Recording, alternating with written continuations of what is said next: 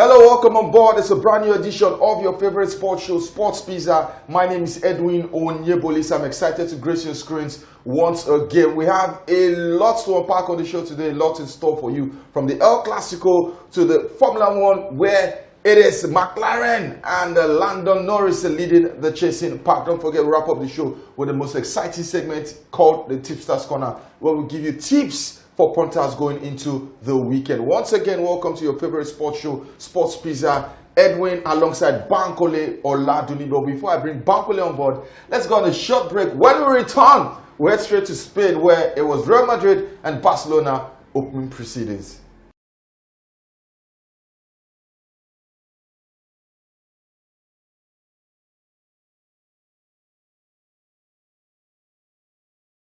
Welcome back from that short break. Edwin in the building alongside Bankole Oladuni. Banky, welcome. How you doing? Edwin, it's good to be here again. It was another round of interesting football on show, from the El-Clasico to the Premier League to the Serie A, where Milan missed a huge opportunity to take advantage of the slip-up from Inter and the likes. But in the Formula One also, Max Verstappen looks like a bit of stop to his momentum. But it's going to be interesting to see how the coming weeks pan out, both in football and other sports. And talking about football, we'll start with the El-Clasico. Real Madrid 2, Barcelona 1. Last season, Barcelona swept Real Madrid 5 consecutive times. But it must be a huge relief, not just for the players, but also Xabi Alonso, his first taste of El-Clasico. Don't forget, it was part of the Real Madrid side as a player.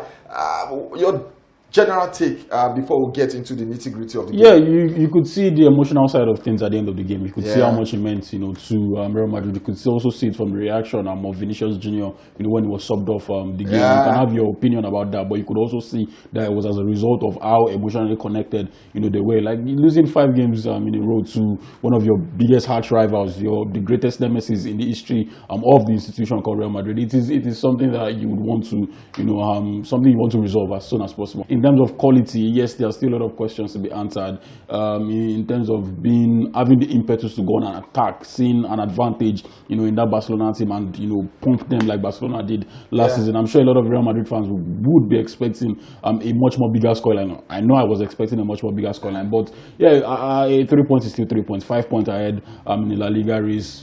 Being comfortable to a certain extent, going into the next international break. These are all of the things Xabi Alonso and Madrid would want to consider. And you look at how they also lost, to Atletico Madrid, a couple of weeks ago. So I think they would be fairly happy with the results. Let's break down the game itself, Bankole. It was interesting to see Camavinga start. It was a 4-4-2, a flat 4. What was the thought behind that? Because I thought it was a master stroke from Xabi Alonso. They had extra bodies in midfield, a department where Barcelona always thrive.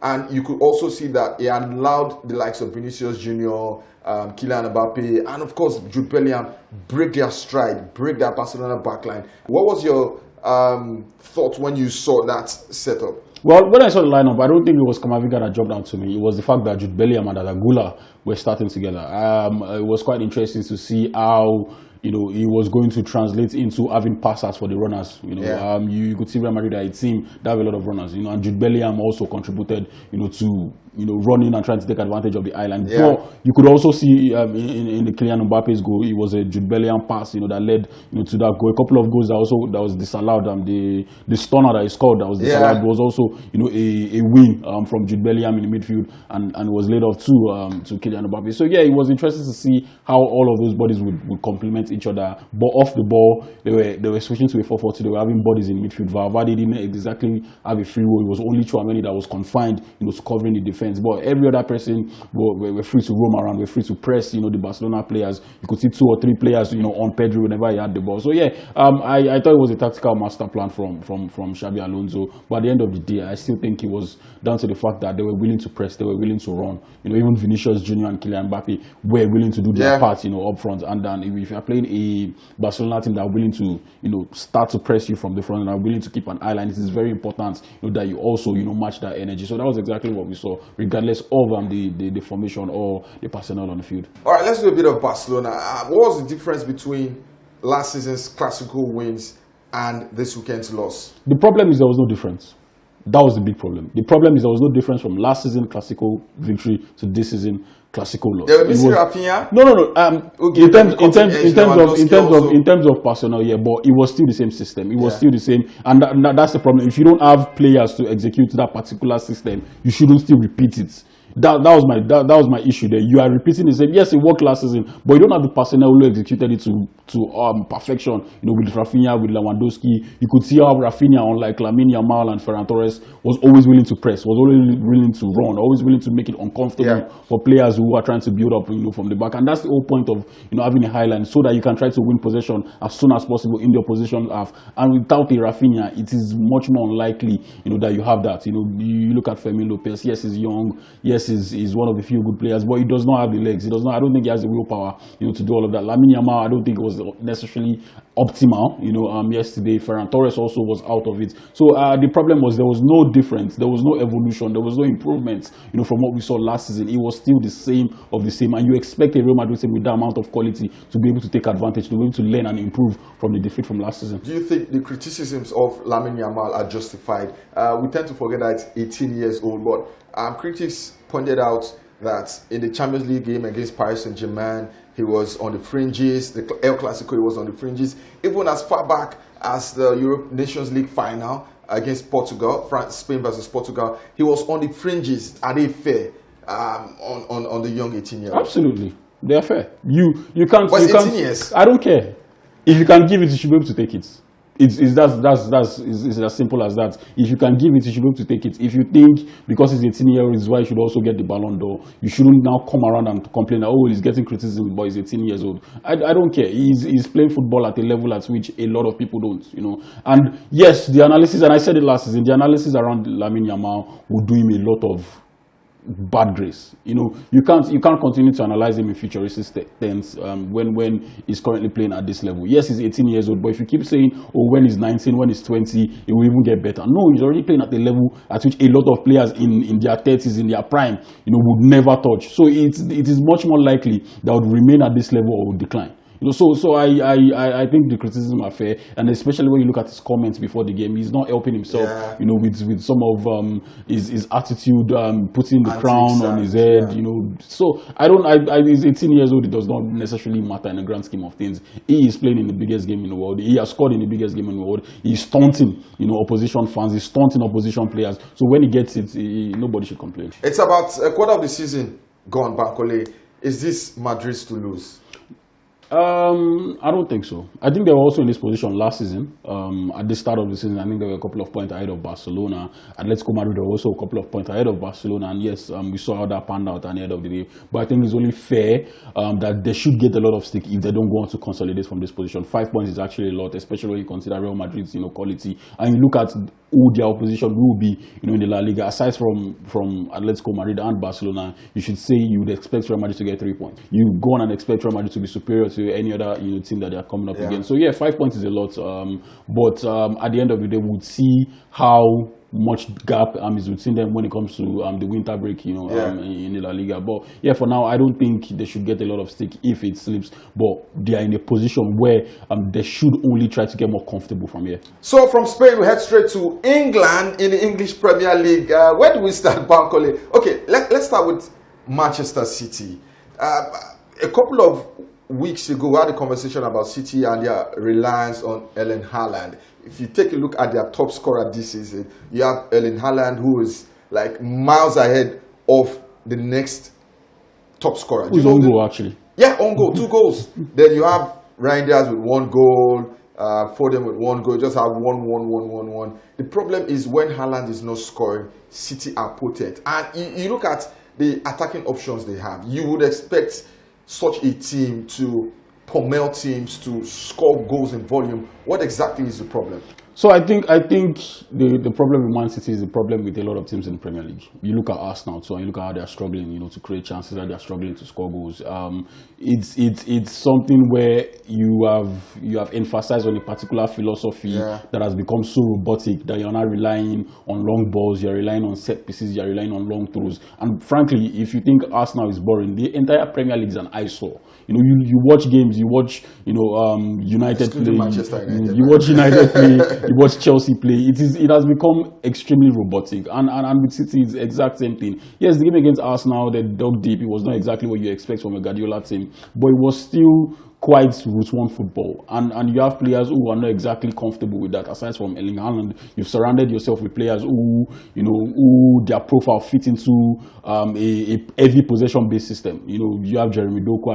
I don't see it with Jeremy Doku. He's quite inconsistent a lot. Ryan Cherky, there was a lot of noise about Ryan Cherky, but also he has struggled. He's just coming back. He has struggled to adapt. Omar Mamouche, came in January. Yes, he scored a couple of goals, but also in terms of creativity, he's not that guy. Rangers started like a house on fire against Wolves. Since then, I also think his application in that team, has also been, quite suspect. I think Rangers would be better off as a 10 instead, of an 8 that is currently playing. So I think at the end of the day, it boils down to Pep Guardiola. I think is the way he's using these guys are not the ideal, manner. Even though you can still, come out and call the players out, but at the end of the day, I think Pep Guardiola is at fault. Yeah. Do you think Arsenal have similar problems? Top of the league right now, 4 points ahead of Bournemouth, 6 points ahead of Manchester City, 7 points ahead of Liverpool, who lost for the 4th consecutive time. But let's stay with Arsenal.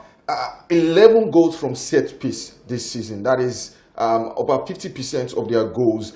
Do you think they could face similar problems that City currently have, in which that if Haaland is not scoring, no other person is stopping up to the plate? For example, their centre forward, Gal Keresh, has just 3 goals in the league. He's gone blank in 5 consecutive league games. Yeah, so it's just like I said, I think it's a Premier League problem. I think you look at how they've emphasized on one particular style of football, that they are not struggling, to evolve from that. Everybody's relying on set piece, everybody's relying on long throws, everybody's relying on long balls, from deep. So I think it's also the problem with Arsenal. I think what Arsenal is having to the advantage is that they are playing set pieces at an elite level, a level above every other person. So you look at the Premier League, and it's the reason why they are top. You said they've scored about 11 goals from set piece. They've scored maybe 2 goals. I know they are 17th in terms of goals from open play, in the league, and yet they are top. It means because at the end of the day, when everybody's at a similar level, they are doing something that everybody's doing, but at a much more elite level. So I don't think it's an Arsenal problem. I don't think it's a City problem. I think it's generally the Premier League problem.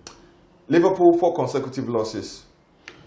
Yeah. What's happening to the defense? What can you point out something that Slot hasn't figured out yet? So I think it's something everybody saw coming. Even when they were winning at the start of the season, when they won 5 games on the throw-through, I thought it was quite, it was papering the cracks, that we were seeing. You don't bring in anybody to cover up for an aging Virgil van Dijk, a Konate, who also likely has been patched up a couple of times this season. I don't think he's playing at his physical best at the moment. Milos Kerkez would be finding time to adapt to the system. Jeremy Frimpong, Conor Bradley, I don't think they are elite enough. These are guys that are not, you can't pinpoint their significant strength is defending or attacking. Both Conor Bradley and Jeremy Frimpong. Yes, Jeremy Frimpong has played as a fullback, has played as a wing back, and also played as a right winger. So you are bringing someone who the only thing he's known for is pace, to come and play as a right back in a Liverpool system that demands so much, from the fullbacks. We saw what Robertson, and Trent has done, over the years in terms of helping us in the build up,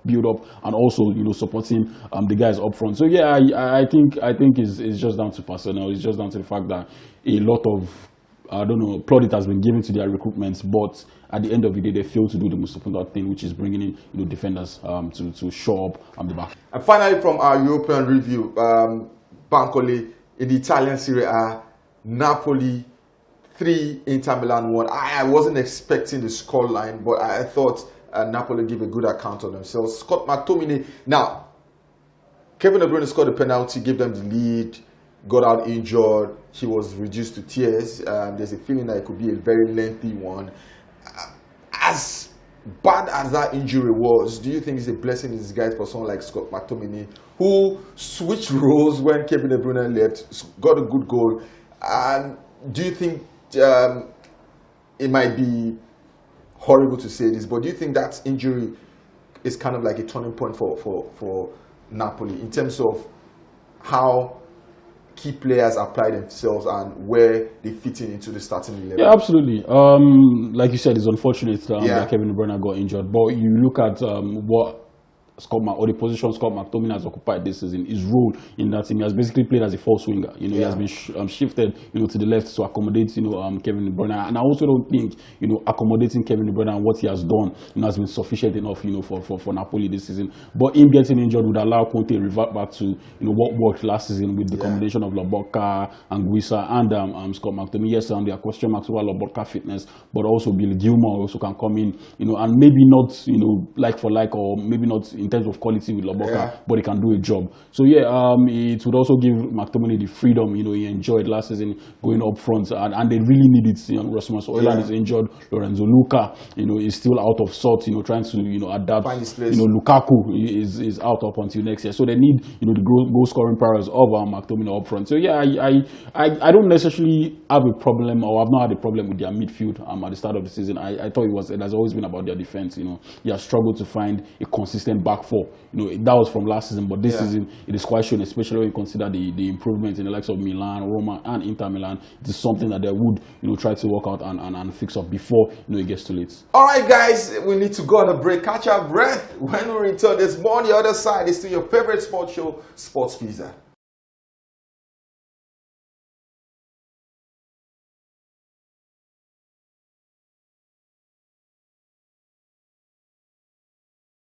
Welcome back. It's time for the second half of the show, and we head straight to the continent of Africa, precisely the CAF Champions League qualifiers. Bankole, let's start with the positive news. The positive news is that we have a representative for the first time since 2018 in the group phase of the CAF Champions League. Rivers United defeated Black Bulls of Mozambique 3-1 on aggregate, and then 3-2.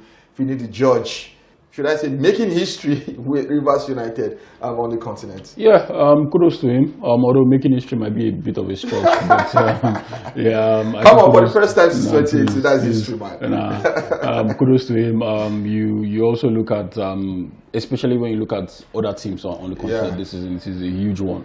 I can't believe I'm saying this, but it is a huge one that Rivers United are in the group stage and of the CAF Champions League. Now it remains to be seen what will happen, you know, in the group stage. I don't think they're in a favorable pot, and that means they would most likely be in a group where you have tough opponents. And for Rivers United, seeing how they struggled against Black Bulls, it's only fair to say that you shouldn't expect much, you know, when they go up against the Mamelodi Sundowns of this world, the Wydad of this world. So yeah, but getting to the group stage is something that I don't think we should be celebrating. But yeah, you should at least still commend, you know, Finidi George and Rivers United for getting there at least. Away from football, let's go to Mexico. Yes, we're in Nigeria, but we're heading straight to Mexico. The Formula One Grand Prix in Mexico, Bankole, we have a new leader, and his name is not Max Verstappen.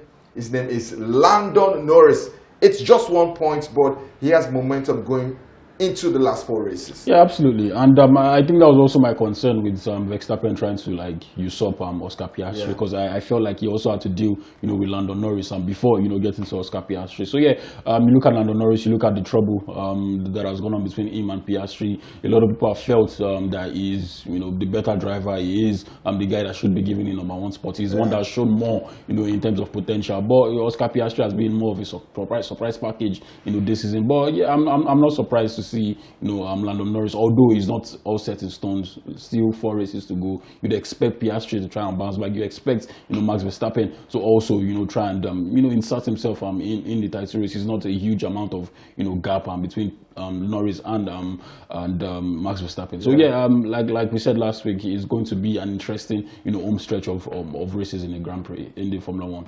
Finally, Bankole, the points gap between Lando Norris, who is first, and Max Verstappen, who is third, is just 36 points. We have 4 races left. We have 1 sprint race in between.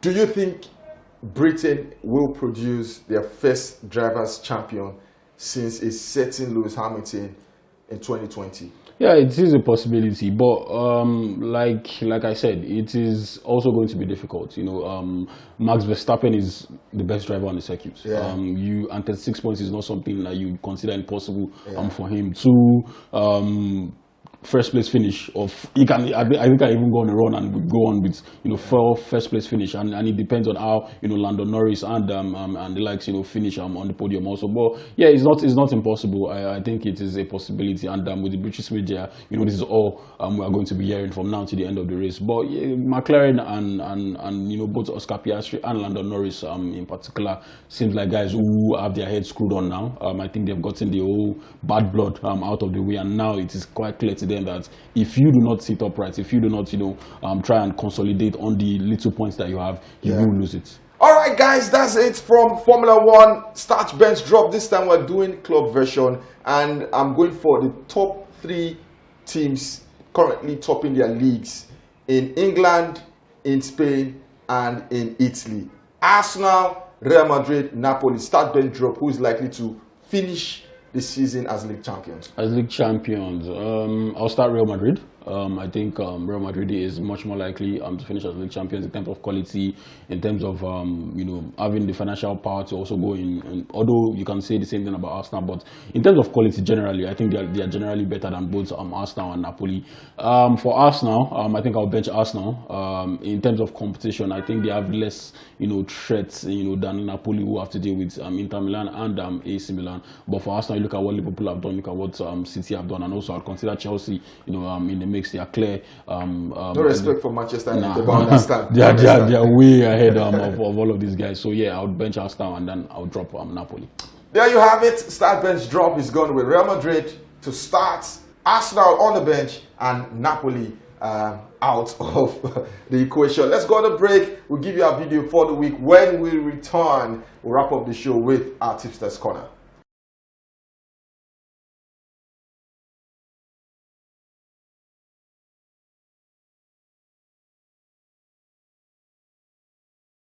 All right, away from that, we head straight to the Tipsters Corner, and we have 2 games for you. In England, it's the London Derby, Tottenham versus Chelsea, and in Italy, it is Milan versus AS Roma. Bankole, what do you have for us? So for Spurs against Chelsea, it's been a very long time since Spurs have defeated Chelsea. Yeah. You look at Chelsea's record in the last 5 games against Spurs, it has been favourable. But this is a Chelsea team that will be looking to bounce back from defeats. This is a Chelsea team that also have one of the best records, away from home, in the Premier League. So, and Spurs also have one of the worst records, at home, in the Premier League this season. They've only won once, that was against Burnley, this season in the Premier League. So you look at Chelsea and you want to, give them a chance in this game. You want Chelsea to score, Chelsea to win either half, a 1-up on Chelsea or a double chance, on Chelsea. But I also think there will be, goals in this game, probably an over 1.5 or both teams to score.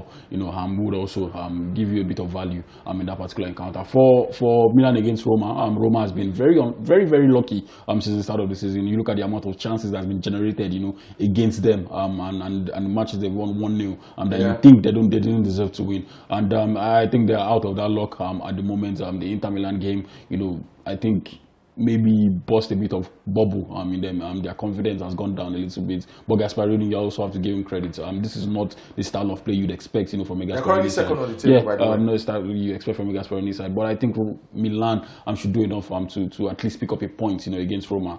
Like I said, another disappointing draw against Pisa in the last weekend. But against Roma, it's also going to be quite interesting. Milan have been very defensive, and you'd expect them to continue in that manner. In Milan, double chance and on a 4.5, a double chance for Milan. A draw no bet, for Milan also seems very, very viable. All right, there you have it. Remember to always bet responsibly. You have to be 18 years and above. And very important, Sports Pizza is not responsible for any bet loss. We'll give you expert opinions on the likely outcomes of these games. With that, we'll wrap up the show. I'm sure you've had so much fun with us. We'll do this same time next week. Bankole, thank you for being a part of today's show. Thank you for having me, Edwin. It's always a pleasure doing this with you. And from me to our audience, have yourself a lovely weekend. From me, Edwin Onyebole, said, do have a sporting week. God bless you.